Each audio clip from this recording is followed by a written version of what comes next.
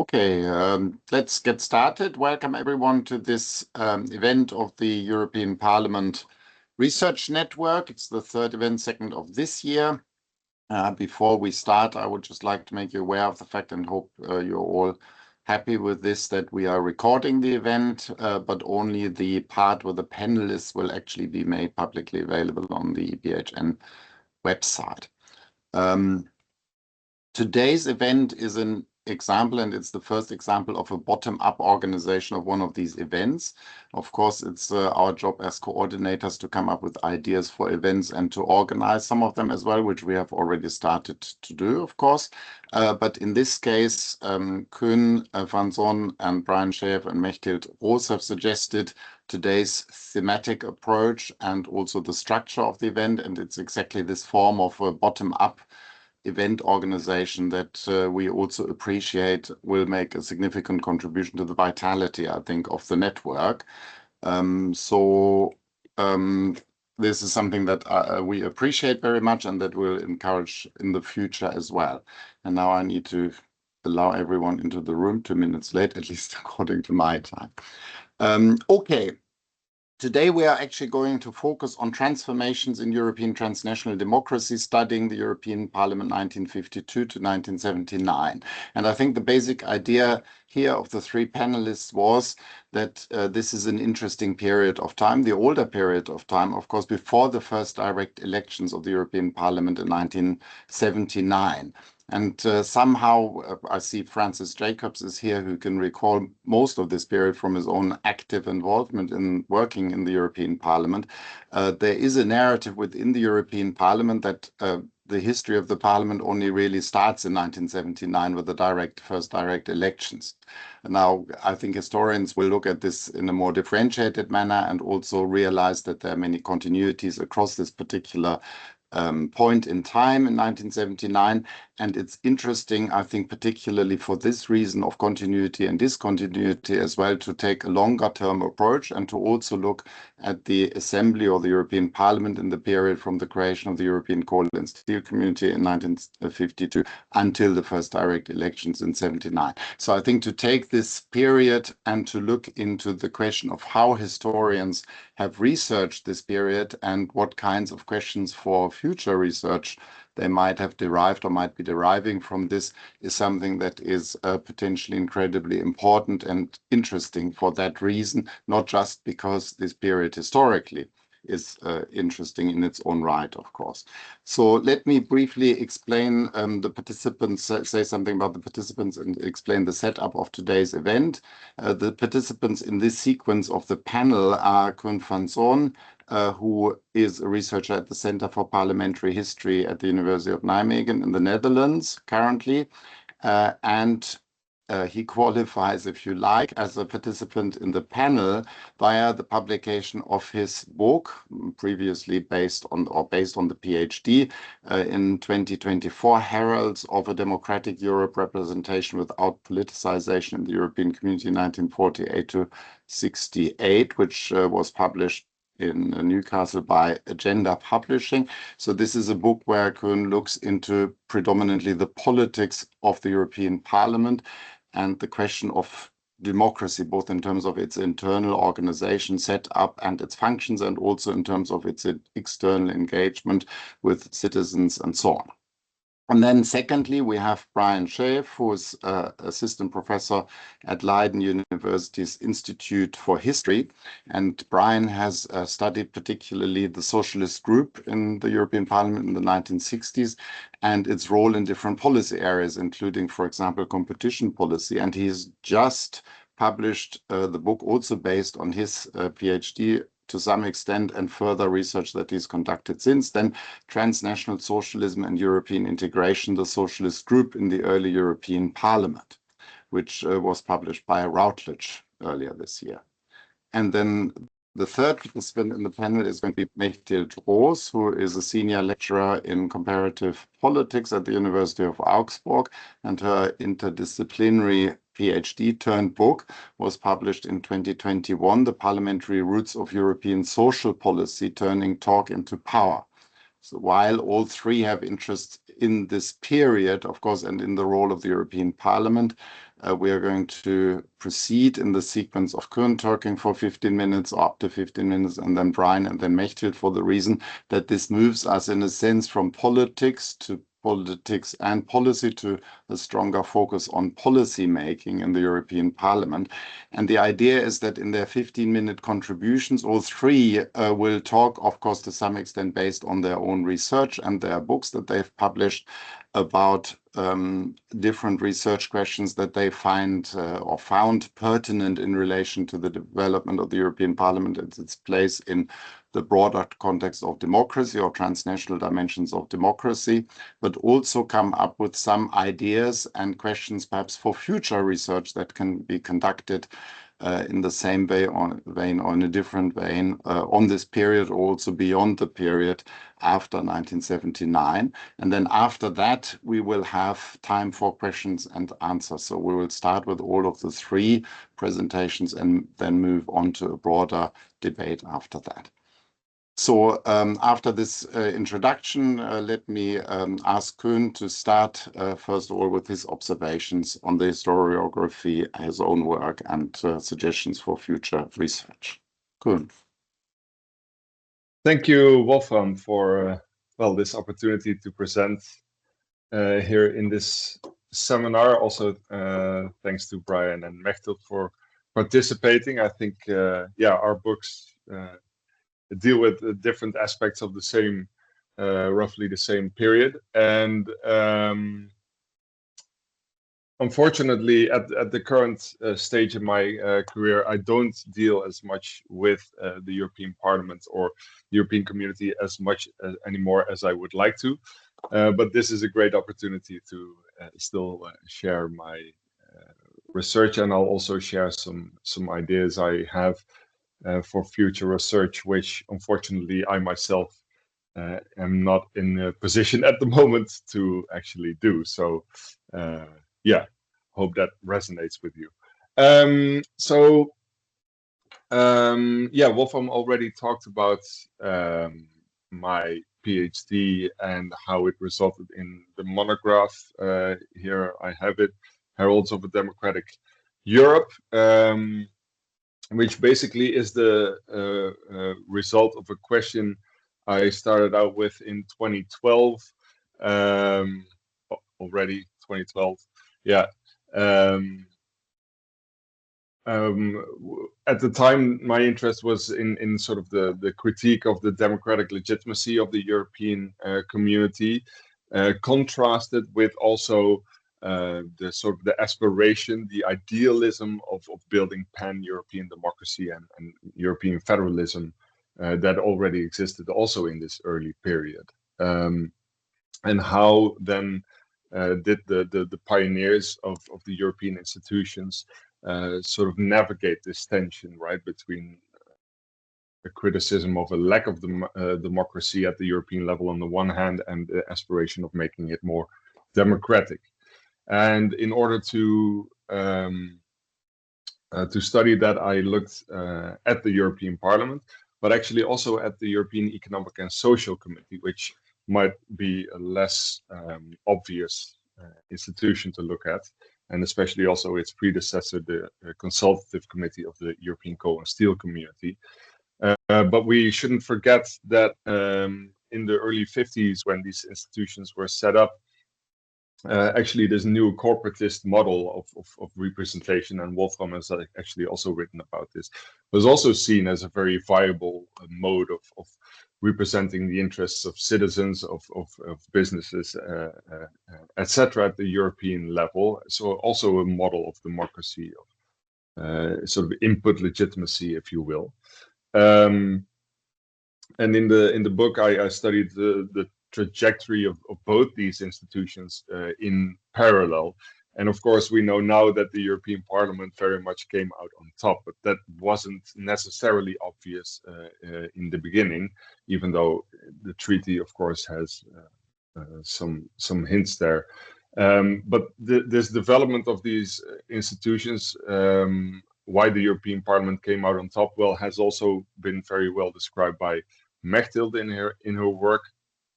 How the European Parliament made most of its prerogative to determine its own rules of procedure and how it made most of um,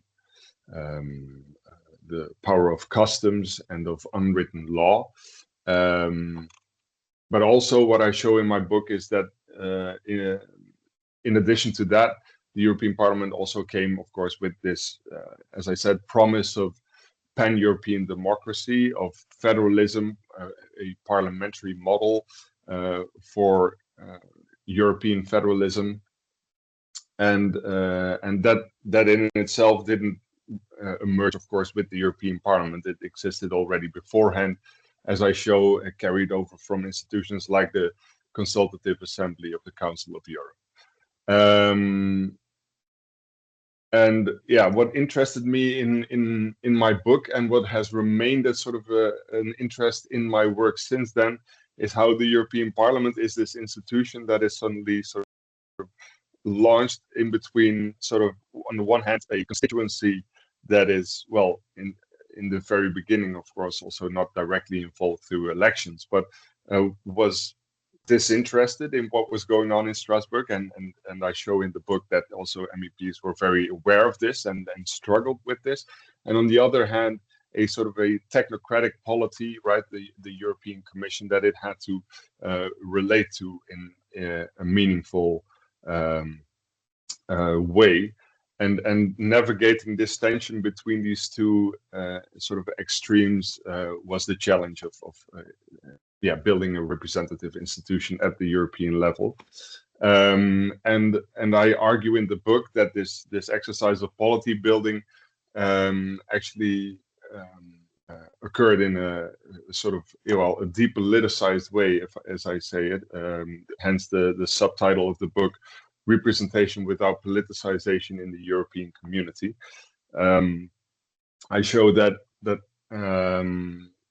these debates about democratizing the European community from within actually came with also substantial pressure on members of the European Parliament to fall in line with this federalist way of thinking. The idea of having not being a so-called good European if you don't support the idea of organizing European elections as quickly as possible and choosing that way of developing European democracy and the European Parliament. And this, I think Brian and I can have a debate also on this question of politicization, because he looks at it somewhat differently in his book.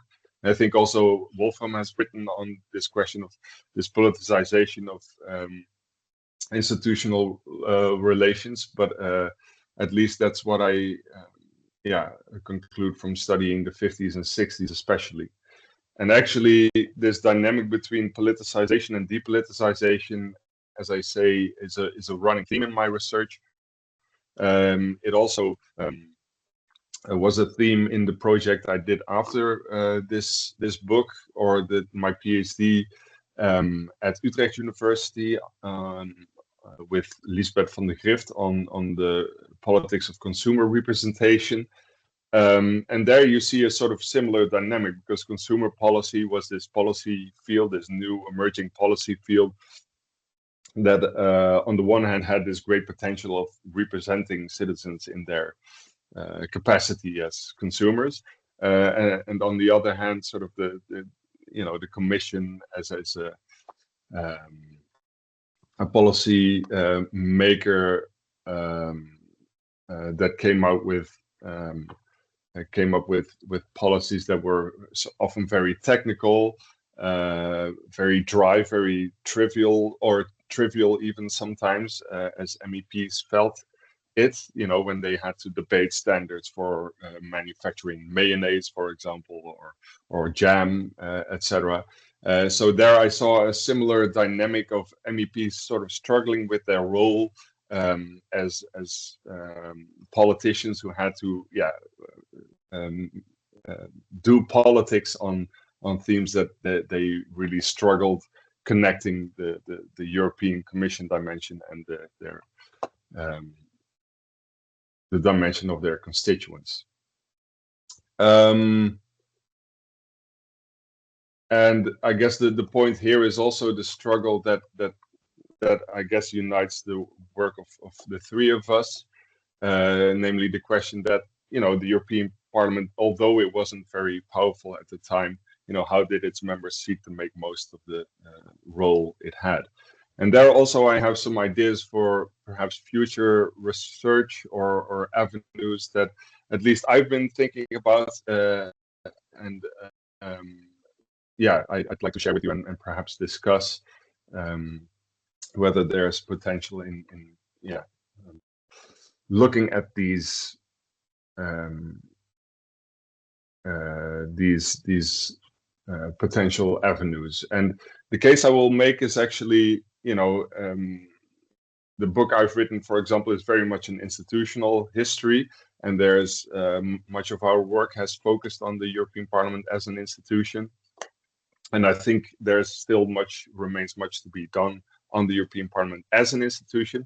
But I would argue that also it's worth maybe sort of, as the word is nowadays, decentering the European Parliament in a sense, and maybe looking at it in a broader context and seeing how it was one of many different sort of political venues, but then a crucial node in sort of an emerging European political system, if you will. And I have two more specific avenues in mind. One, the European Parliament as a meeting place for different, say, political cultures. So what happens, when these different cultures and backgrounds meet in Strasbourg and Brussels and Luxembourg.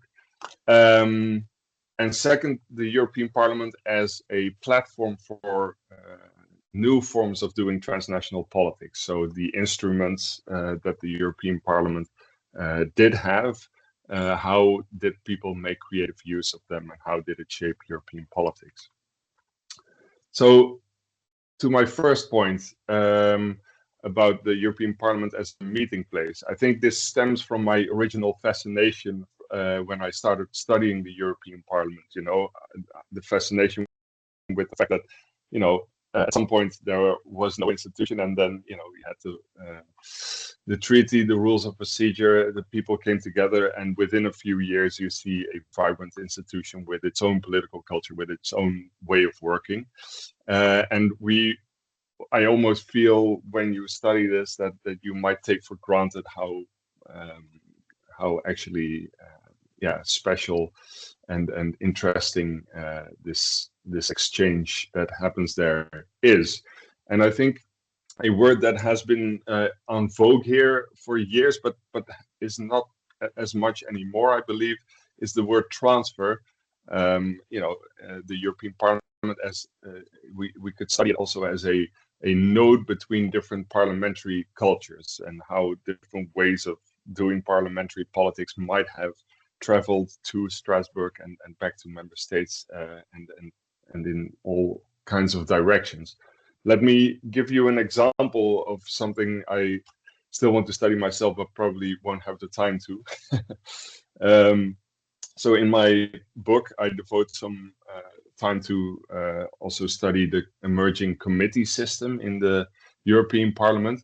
And it is known that the committee system in the European Parliament originates from the French parliamentary system. But we know also that some other member states did not have such a system of permanent committees, such as the Netherlands. But the Netherlands did institutionalize such a system in the early 50s, in 1953. It requires a system of permanent committees, and to deal with the increasingly technical legislation, and to increase also with the increasing workload, etc. And of course, this is part of a much broader development, but I'm curious as to whether such developments can also be traced through by looking at how the European Parliament and the dual mandate, of course, played a role in members going to Strasbourg and then taking that experience of working in such a committee system with them back to the Netherlands. And that is just one sort of hypothesis or example, but I guess you know you can follow my line of thinking. A second way of looking at this European Parliament as an exchange of a meeting place stems from my experience of writing a paper currently with Brigitte Leucht on the liberalization of air transport, and it's a very interesting subject. So from the 1980s onward, because we received a tip really by William King. He's not here, I see, but William King, and he said that we know that the members of the European Parliament from the UK were particularly active on this topic, because the UK was also a forerunner in this field of the liberalization of air transport. But when you then look at the role of these members, you realize also that they themselves had a very natural or physical interest in getting European air transport liberalized, because they had high costs of traveling to Strasbourg every time by plane before the Channel Tunnel was there, of course. There's even an anecdote of one member of the European Parliament, a British member, who learned to fly himself because he was so fed up with the system that was in place at the time. And so you see that this stems from a very real, concrete experience, and created a sort of a group interest. And I wonder whether this kind of example, how the British members actually shaped European politics through their personal experience, is, I think, not an isolated case. There are more examples of these kinds of experiences shaping European politics, I think. And I have one second point. I realize I should hurry, so let me get to it quickly. The second point I wanted to make for future research is the European Parliament as a platform for sort of new forms of doing transnational politics. And what I mean here is that, well, I talked about the question of power beforehand, and how the European Parliament and its members make the most of the little power it has. And there are a few instruments that at least I was struck by, that are relatively, well, if not effective, at least creative in the way they were used. And the case I'm thinking about is the enforcement of European law. The European Parliament itself did not have a formal role in enforcing European law. That was, of course, the European Commission's role. But the European Parliament was actually, members of the European Parliament were actually quite active at some point, or at least in the 1980s. I realize I'm overstepping here the the time frame of our discussion. But in the 1980s, they actually became rather active in, for example, the field of environmental law, in alerting the European Commission of breaches of or non-enforcement of European environmental law. I've written about this, for example, in a paper together with Karin van Leeuwen, where bottom-up movements in Italy actually separately found their way to the European Parliament to petition the European Parliament to actively pursue the enforcement of the so-called Seveso directive. And there you see petitions being used as an instrument to force these institutions to enforce European law. And actually, members of the European Parliament, especially from the Communist Party in this particular case, acting as sort of intermediaries between the local and the European level to make sure that these local interests were also represented at the European level. So that was something that I didn't expect to find when I started out studying this. And I found actually a similar case in the Netherlands in my current research, where I'm working on, among other things, competition policy. And there in the Netherlands in the early 90s and early 2000s, you had a sort of almost identity crisis in Dutch politics, where the Netherlands saw themselves, or thought they were seen abroad, as a so-called cartel paradise. So where there were many cartels in breach of European competition law. But the idea was that this came from Brussels, because of course the Netherlands got a fine and a court case against them in the 90s. But where did this originate? Again, in the Netherlands itself, by a Dutch social democratic MEP who actually started pushing on this issue in the late 80s, and then the Commission taking this up as a subject. So I guess what interests me is how the European Parliament in this period then also becomes a venue for pursuing almost national politics, right? How national politics is sometimes done via the European Parliament in new creative ways.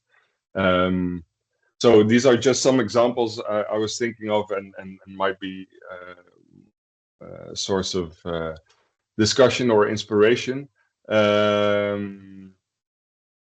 So yeah, a case for decentering the European Parliament, and I think the broader theme here is also a question of convergence, right? So to what extent did the European Parliament play a role in converging these political systems and well, also maybe policies, which I think brings me to Brian's contribution. So Yes. I'll leave it there. Thank you.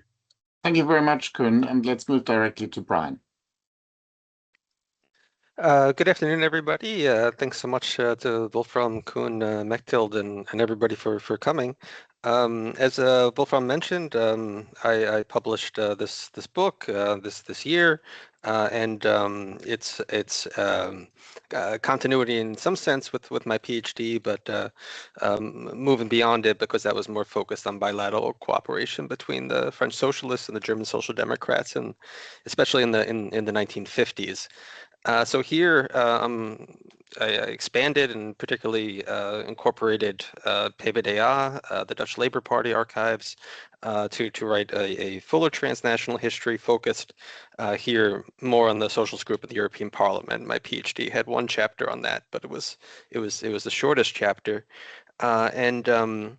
the book is policy focused, so there's 6 policy chapters. 2 are what we generally call political integration, so foreign policy.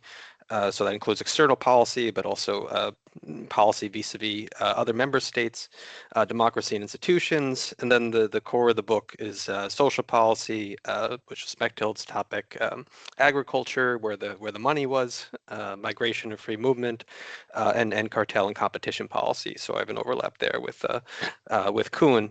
And the core focus is convergence and divergence on policy areas as a means of assessing the success or lack of success of transnational socialist cooperation. And in effect, what I was trying to bring together was the transnational cultural element, including temporal considerations of generations and who was there, and friendships or fights, with policy convergence itself. And I do think that these were quite aligned, in particular in the early period, when you see substantial socialist convergence on policy areas. The other motivation for this is, especially when I got into this field, there was 2 things I noticed. One was that in terms of the socialist internationalist historiography, that was a story of failure, and assessed also the parties and the cooperation on very high-level politics. So it was about the coal and steel community, the vote on the coal and steel community, which the German Social Democrats opposed, the defense community, and then the treaties of Rome. And of course, those are also parts of my story. But I wanted to see, in particular, how the socialist cooperation developed once European integration became active. And then incorporating areas in which we only have cursory or knowledge, in particular agriculture or cartel and competition policy. So briefly, I'll state kind of the 3 main arguments of the book, and then, as Koen did, discuss what I'm thinking about in terms of moving forward, some of which overlaps with what Koen said. So the first main argument was that unlike most of the existing historiography, and I could go into details, but maybe that could be for later. I argued that Socials International took a two-track nature where there was a conscious separation between economic and social questions that were occurring in the common assembly of the coal and steel community, with the high-level fights occurring especially over Cold War politics and also other issues within the Socials International. And this was a conscious splitting or insulation of the socialist group. And I also argued, as Ettore Costa has, and some of my other colleagues who focus more on the EFTA states, that Socials Internationalism is better analyzed at a sub-regional level than looking at the entire Socials International in the 1950s, where we would be repeating histories we already know about fights over colonialism and Cold War politics. So I wanted to get more into a nitty-gritty approach of well, what were they? Did they cooperate on the reports in the Parliament? What did they think of the Common Agricultural Policy regarding wheat? What did they concrete policies of cooperation, and in doing so, that brings me to the second argument. The first argument was about the two-track nature of socialist internationalism, is that there was a politicization in the European Parliament, and Koen already referenced that we have a different approach to this, but some of this is also the subject matter that I've adopted. The socialists were the most eager to politicize the early European Parliament. So my object would lend itself for that reason in this direction. So where I differentiate a little bit from Koen is I agree with him that generally, if you open the minutes to the European Parliament, you're likely to see cooperation as the norm.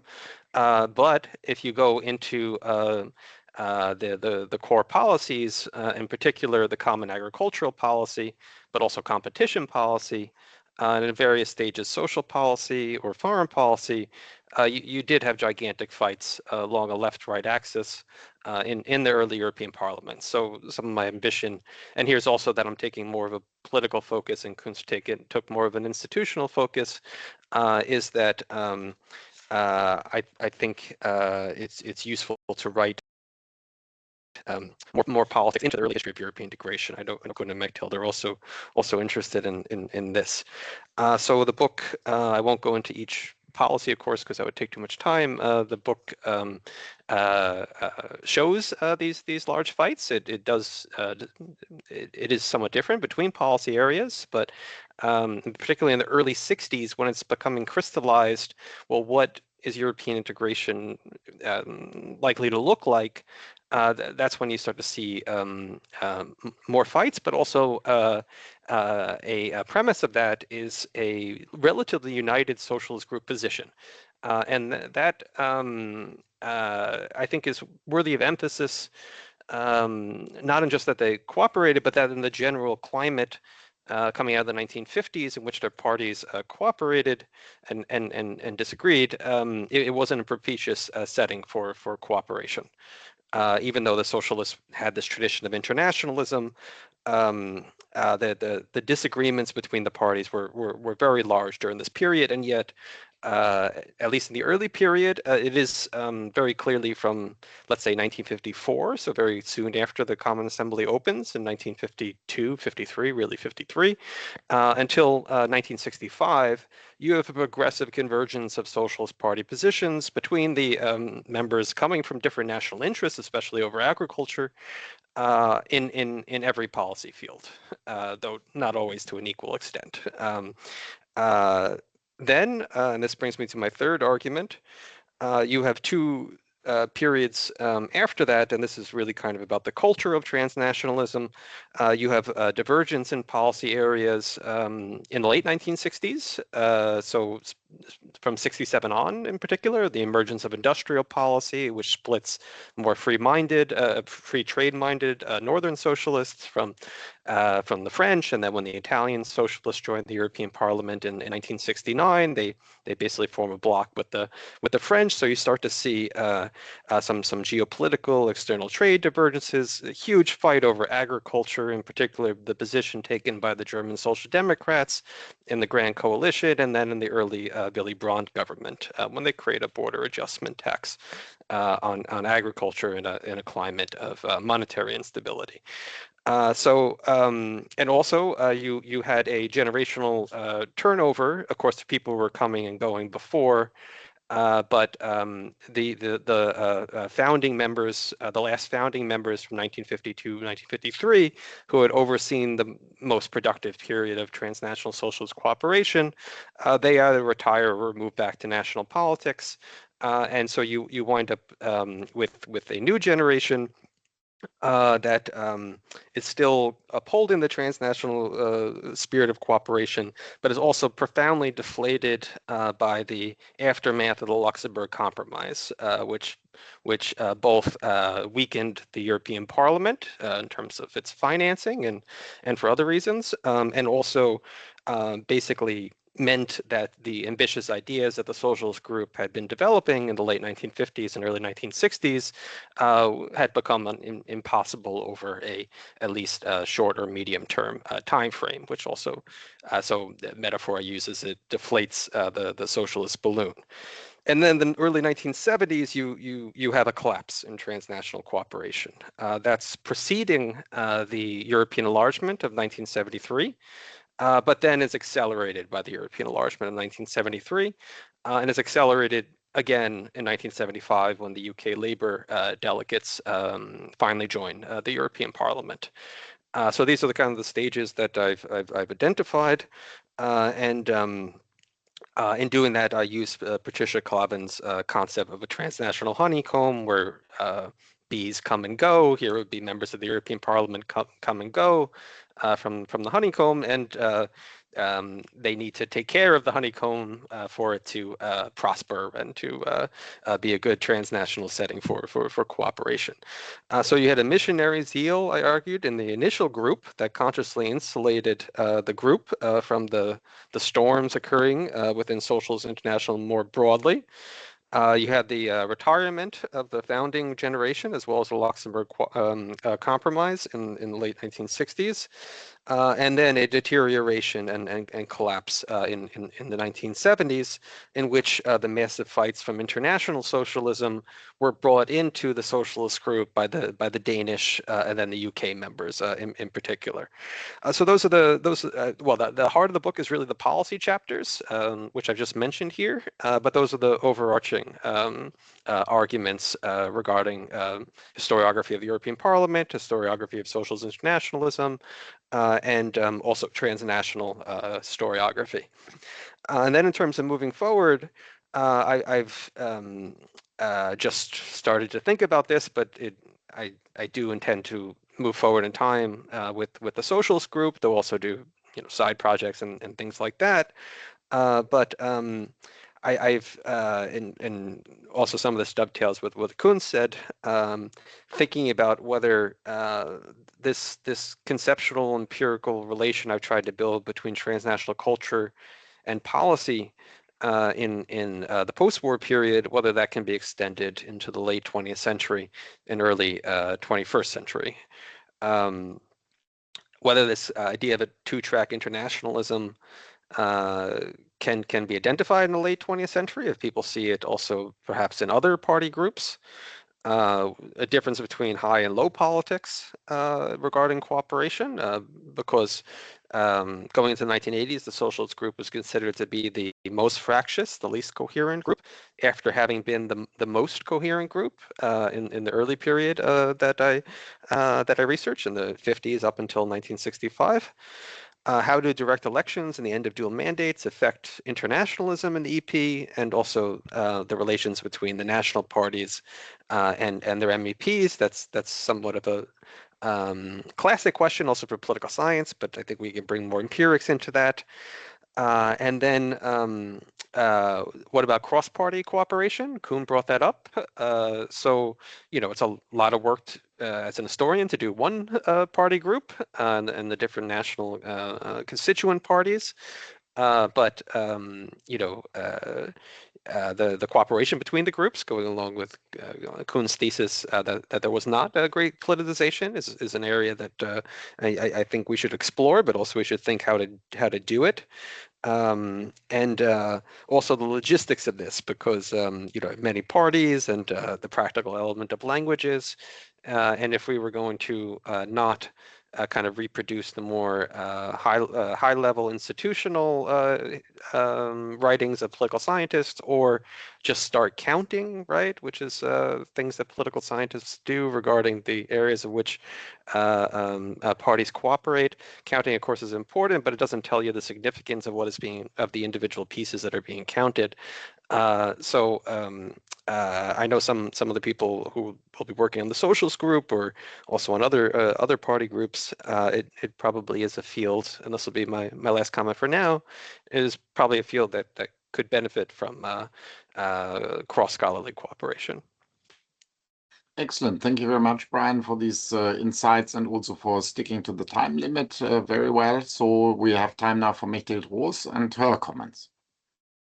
Thank you so much. I thought about also summarizing my book again, but I refrained from it because from who I see in the room, and considering that my book came out 5 years ago, I think everyone who should have read it has read it, and who hasn't read it for a reason. So what I want to do is kind of wrap up what has been said by Koen and Brian, and kind of put it in a broader context of what I see, as I perceive as going on right now in research on the early European Parliament, which is, it's just quite a neat but growing field still. So yes, as a starting point, I think what's pretty obvious now is that the pre-1979 European Parliament is obviously a site of sustained activism, both supranational, transnational, and national, so at different levels interacting, where we find parliamentary powers and influence on community politics and policies being built through practice long before any formalization. So this turn has happened and is manifest now in historiography on the early European Parliament. And so that rather than reading back the European Parliament's history backwards from post-79, what we see now increasingly is that recent research treats the early European Parliament as an institution in the making, as Koen and Brian also show in both of their books, and that we see MEPs shaping ideas, norms, shaping through their ideas, norms, and socialization what is going on in the European Parliament and how it's working. What is important here, and what I still find to be lacking to a certain extent, both in historiographical and in political science work on the European Parliament, is to understand MEPs as the multi-identity persons that they are. So being national, but also regional and communal or municipal politicians, often being already transnationally active politicians, be it in other parliamentary assemblies, be it in trade unions, etc. So what, again, has already been addressed today various times, but to see and to trace these interactions and their effects on institutionalization processes, on policy outcomes at the European level, that I think these interactions are still rather marginal in what I see, at least in research on the European Parliament in these early years. What we do see increasingly, though, and what I find very important, and what I also like to do in my book, is to look at informal rather than formal procedures. So to not stop it where the treaties tell us to stop, but clearly to look beyond and consider treaties' outcomes rather than starting points for where the European Parliament was going. And so what we overall find in European Parliament historiography on this early period is a broader shift, as has already been said, away from any kind of teleological narratives of ever more empowerment, etc., and of not being relevant at the time, but then becoming relevant. We shift away increasingly from treaty centrism, which is good, I think, and towards kind of political practices, political learning, institutional experimentation, and then also just a lot of coincidences that happened and that then took shape and form through repetition into kind of institutionalized processes in the European Parliament. And so empirically, what we see in this research on the early EP, and where also my book comes in, obviously, is that, as has already been said to some extent, that MEPs acted at these at least three levels. So as national delegates, as transnational activists in a sense, and as supranational parliamentarians, shifting in these roles, and not always, I would argue, being aware which role they would be playing at every point in time, and then also at many times wearing the same hats, because they would pursue the same political aim in different arenas. They would sometimes, as has already been said, instrumentalize non-European fora to promote European issues and vice versa. So we see these levels interacting, and we see research focusing on these different levels, although again, not so much their intersections. We also find an increasing body of research. I mean, Brian has just given us the example of the socialist groups, so on party groups, on the committees, although I'm yet missing a work that really distinctly focuses entirely on the committee system of the early European Parliament. I would find that extremely interesting, how these committees, who were in many cases, as has been shown in the research, more impactful than the party groups, were much more divided than the party groups on some issues, so that you would find fault lines and kind of cleavages within the European Parliament rather between committees than between party groups. So we do see them playing an increasing role in research on the early European Parliament. We find an increasing focus on dense interinstitutional contacts and on their impact, particularly between Parliament and Commission, but also increasingly, and I like that as well, between Parliament and the Council. Although that might, of course, have seemed rather counterintuitive for quite some time, but we have these contacts, and they do enter research increasingly on the early European Parliament's history. And then again, the whole coordinated transnational activism kind of moves into the center of European parliamentary research that I find. And what is important, I think, when we look at the European Parliament and its institutional trajectory in these early decades, is of course to perceive it again as gradually changing, not perceive there to be sudden ruptures by the classic moments in time that are taught on European integration history, but to look at path dependencies and layering processes and conversion processes, on what Koen mentioned about kind of the committee system in the Netherlands and then the European Parliament, etc., on inspiration taking from one country to another. I show in my book another such example that moves from the European Parliament to Ireland, about hearings, about question time. So we have these learning processes in both directions, not just the European Parliament learning from the member states, but the member states learning from the European Parliament, also when it comes especially to parliamentary procedures that are quite interesting, and that again could also benefit from more scholarly attention, I guess. And then another strand that I find in recent scholarship on the early EP, very much in line with current events, is of course a focus on increasing focus on periods of crisis, on periods of strain, on what the early European Parliament's history tells us about how unintended events, unintended consequences somehow shaped competences, political competences and institutional competences at the community level beyond treaty provisions, how we have these unintended moments where everything seems open for a moment, and then you have learning processes setting in again between different levels, between different groups of MEPs, between different institutions, between different parliaments, etc. Which, however, I still find to be not necessarily teleological, but rather one-directional in the stories that are told, because the stories we find about much of the early European Parliament's history when it comes to crises and periods of strain and of unintended consequences and unintended events is a story of empowerment overall, so that when there is strain, the EP would leave that moment stronger, with the big exception obviously for the empty chair crisis and the European defence community. So these are taken out there. It's very clear and has been told very clearly that the European Parliament lost there for obvious reasons. But other than that, it's usually told as a story of success, where I find we might want to ask more carefully if often it was a process again of accidents, of coincidences, of things that happened, and where there was a trade between perhaps gaining influence in one area, de facto influence on policy outcomes, but then perhaps losing transparency, losing deliberation, because you would reach more political outcomes by forfeiting certain processes of, I don't know, question hours, etc., that we find to decrease in the 1970s in periods of acute crisis, where the European Parliament kind of takes back or accepts deliberative powers to kind of go away or to fade that it had earlier for the sake of gaining more political impact. So kind of if we put Vivian Schmidt's input-output throughput triad there, then we would find bargaining processes also within the European Parliament that I think could move more strongly into historiography on the early European Parliament.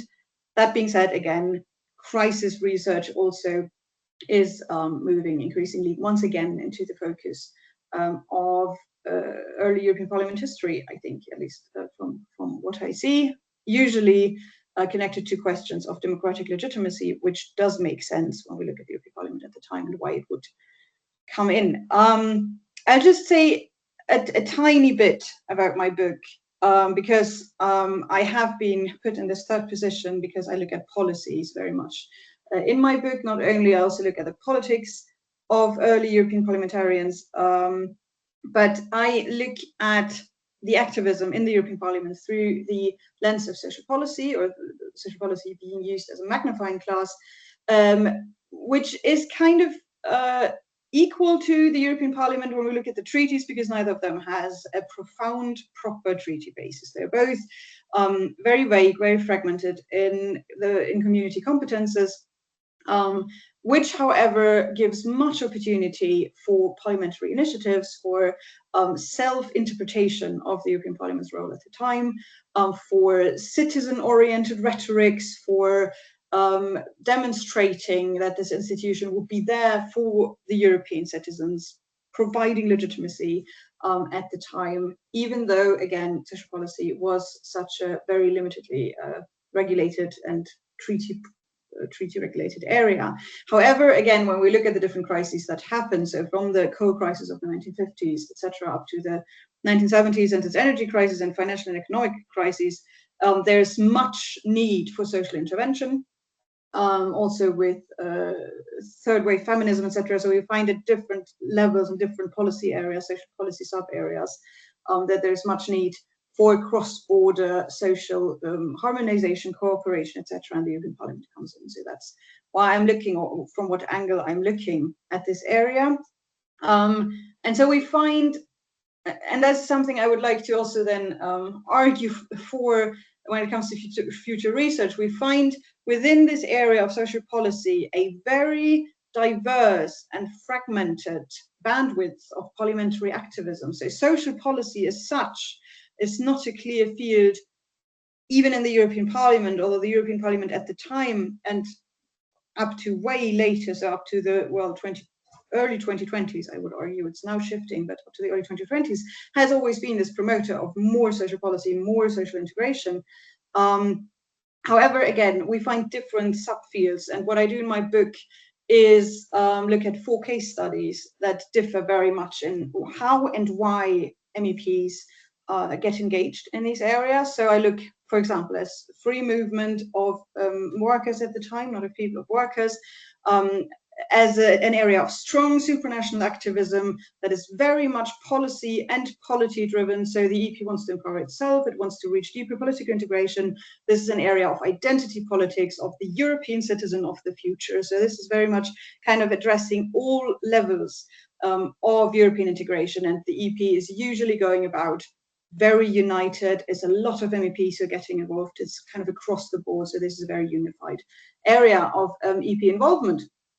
One other area I'm looking at, which is also strongly activism driven, is gender equality. We have one article in the treaties on this, on equal pay for work of equal value.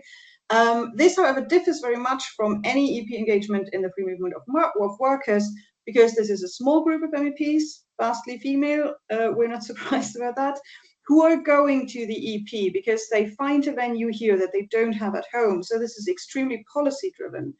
We don't have arguments for EP empowerment in this area. It's rather instrumentalization of yet another policy venue to push for more equality at a higher level when it cannot be reached nationally or regionally. Then my book looks at youth policy as a strongly polity and politics-driven activism. This is not much about policies. This is a lot about identity politics. It's a lot about the European Parliament as voice of the young people, of the future of Europe, etc. And it's also a policy area with virtually no outcome, so extremely low success of the European Parliament in getting anything done. And then finally, I look at the European Social Fund and how the European Parliament, here again, rather united, but not necessarily as a social policy issue, uses one area where it holds power, namely budgetary power, not only from the 70s, but already from the Treaties of Rome onwards, to kind of instrumentalize existing powers to reach aims beyond that. Now, if we look into further future trajectories, I would suggest, again, two things that I would like to see yet more research on, which is on the one hand, really deep dives into specific community policy areas. So I think this really gives us interesting insights into the transnational context in which kind of European parliamentary and European competences more generally evolve. And of course, we are already moving away from considering the European Parliament a unitary actor, but we still find that perception. And I think by looking into specific case studies empirically, that allows us to deconstruct who exactly the European Parliament is. Look at who bears any kind of seeming unanimity we would find in the early European Parliament, who kind of carries this, who is absent. I would like to see a history of absenteeism in the European Parliament, which is hard to write, but I would love to see it. What kind of temporal or permanent cooperations and collaborations we find beyond party groups and committees in different groupings and settings of MEPs to reach certain aims. And again, to look at when do MEPs go for policy aims, when do they go for polity aims, when do they go for politics aims. I think this can be really nicely deconstructed if we look more into transnational engagement of MEPs in all their different roles, what I said, in these all different levels in specific policy areas. So that would be one thing. That would also allow us to not just tell the story of great men and women. I still wait for that to happen more, that we don't just tell the stories of those MEPs we now still know because they did so much at the time. I want histories of the average MEPs. I want histories of those who only got involved in one policy file because perhaps their time in the European Parliament was limited, and then this is the only thing they did, and they didn't do particularly much.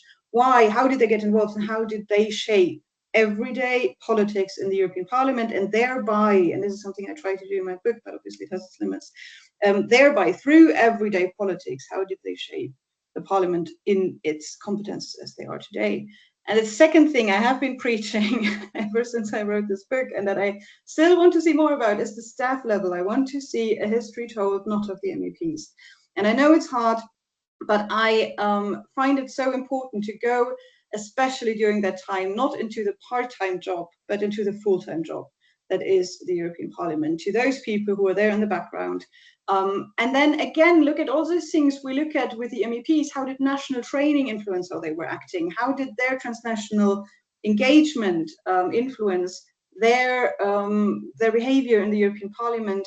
And then I would also like to see, and we know a little bit about this, how do processes of staff gone MEPs or MEPs gone staff influence institutions at this time? And we have various personalities, Vredeling, Lulling, Colette Flesch, Bangemann, I don't know, name a whole list of them that do this move from MEP to somewhere else or from somewhere else to MEP between staff and elected office. And what happens there? How do these socialization processes influence this institution as well as European politics more generally? Of course, and that's my final note, what all of this requires is getting out of the political archives, or at least not leaving it at that. This is, I think, my big final plea, and to look into oral history, so conducting interviews, and this happens increasingly, but still go for it as long as it's still at all possible on this period. Look into media history, into cultural history, private archives, studying more thoroughly secondary sources. A lot of these people wrote books or autobiographies, or like their children wrote biographies about them, or they wrote essays or whatever, and kind of puzzle together all these pieces to tell a more contemporary kind of history of the European Parliament at the time. And I'll stop at that. Thank you very much.